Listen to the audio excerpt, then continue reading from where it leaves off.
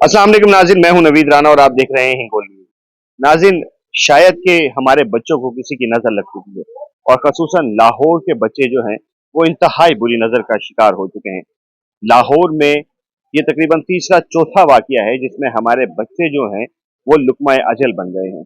चाहे वो tuition centre की छत गिर जाए या किसी बाप के सर पे ही छत गिर जाए, सिर्फ ये सोच के कि उसकी बच्ची हंसते खेलते हुए ट्यूशन गई और वहां से वो वापस कभी लौट ना सकी।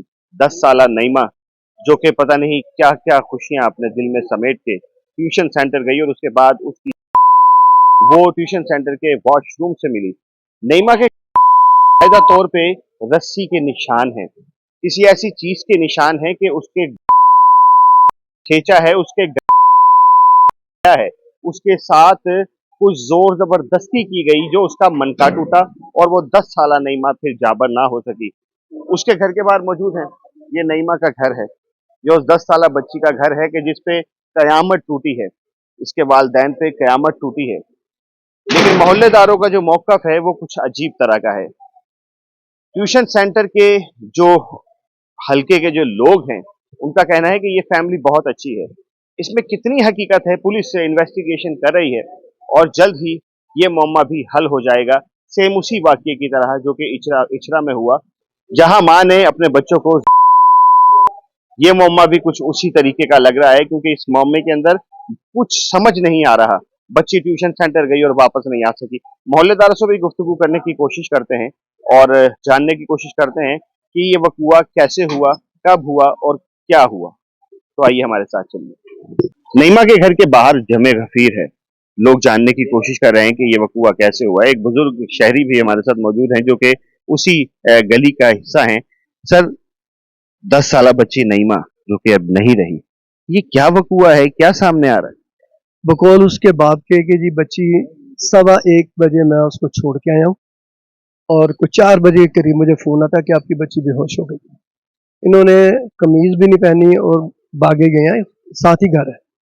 वहाँ से अपनी बच्ची को जाके देखा है, वो सोफे पे या बेड पे पड़ी थी। इसने उसको उठाया और हॉस्पिटल ले गया। जब हॉस्पिटल लेके गया तो डॉक्टर ने कहा ये तो एक्सपायर हो गई है।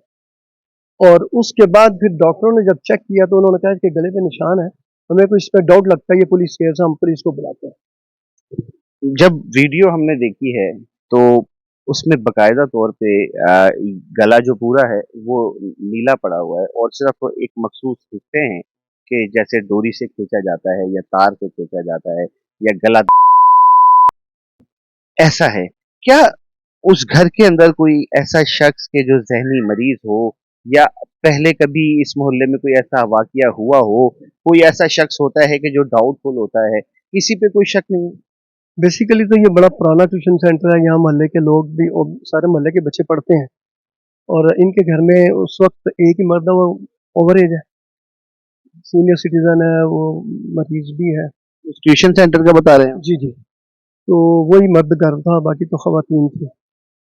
तो उन्होंने तो यही कहा ये बच्ची बेहोश हो गई है, बकौल उनके। हम में से किसी को नहीं पता कि वो बेहोश कैसे हुई, कैसे गिरी।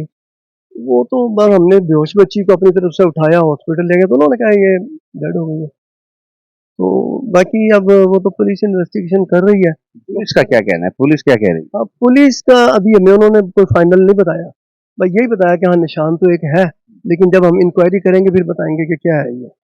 यानी कि पुलिस के अभी कोई हतमी कोई फैसला नहीं आ कोई सका। फैसला नहीं है, बच्ची की डेड बॉडी हॉस्पिटल। अभी पुलिस की कस्टडी में है।